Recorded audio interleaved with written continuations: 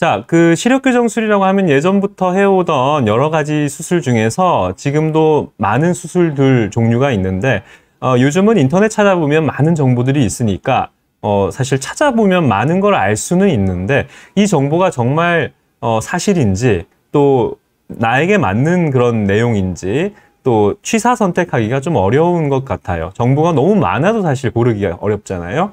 그래서 이 시간을 한번 마련해 봤어요. 시력교정술의 종류를 보시면 30년 전부터 해오던 라섹이 있고요. 라섹 그리고 라식. 라섹은 통증이 좀 있다 보니까 통증이 없는 수술이 개발이 됐죠. 그게 라식이고 빠른 회복을 장점으로 하죠.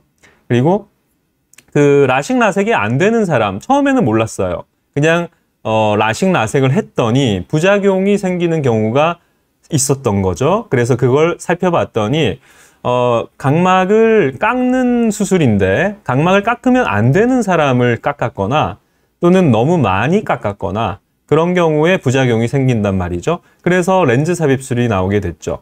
렌즈 삽입술도 거의 20년 이상, 거의 25년 이상 해오는 그런 수술이고 디자인이 계속 변경되면서 과거에 그런 부작용들이 점점 줄어들고 있습니다. 그래서 아주 요즘에는 안전하게 할 수 있는 수술이라고 저는 생각을 하고요. 또 이제 그 라식 라섹의 장단점이 서로 명확히 다르다 보니 스마일 수술이 나오게 됐고 또 스마일 수술에서 좀 더 발전한 스마트 수술이 있습니다. 그러면 그 수술별 장단점에 대해서 아주 간략하게 정리를 해봤어요. 라섹은 최대 장점은 각막을 깎는 수술 중에서는 절삭량이 제일 적습니다. 그 위에 각막을 살짝 각막의 상피만 벗겨내고 각막을 깎아주고 그 밑에 남는 잔여 각막 두께만 보면 렌즈 삽입술을 제외하면 절삭량이 제일 적은 거죠.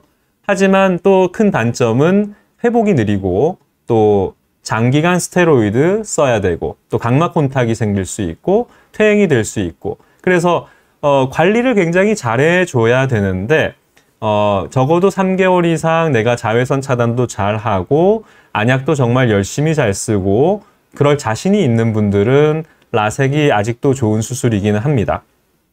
라식은 빠른 회복이 강점인데 이제 부작용으로 라식을 했더니 건조증이 많이 생긴다라는 걸 알게 됐어요. 다른 수술들에 비해서, 시력교정술들에 비해서 건조증 유발은 가장 많은 수술이고 또 라식을 처음에 시행할 때 그 뚜껑을 만들어 젖히는데 그 뚜껑을 만들 때 부작용이 가끔 생기는 경우가 있었어요. 그래서 그 뚜껑을 만드는 게 예전엔 칼날로 하다가 요즘엔 레이저로 하면서 그 부작용은 많이 줄기는 했지만 그래도 충격에 약하다는 그런 단점이 있습니다.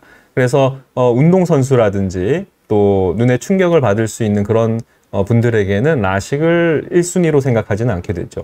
그리고 렌즈 삽입술은 각막이 좀 얇은 분이나 교정량이 너무 큰 분들에게는 지금도 1순위로 생각하는 수술이에요. 각막 절삭을 전혀 하지 않기 때문에 아벨리노라는 그런 각막 이상증이 있는 그런 환자들에게도 수술이 가능하고요. 어쨌든 각막을 깎지 않으니까 각막에 손상을 주기를 싫어하시는 분들에게는 또 좋은 옵션이 되기도 하죠. 나라마다 조금 선호하는 그 서전이 선호하는 그런 수술이 좀 다르기도 한데 일본이라든지 또 중국의 렌즈 삽입술이 우리나라보다는 좀 더 많은 것으로 알고 있습니다.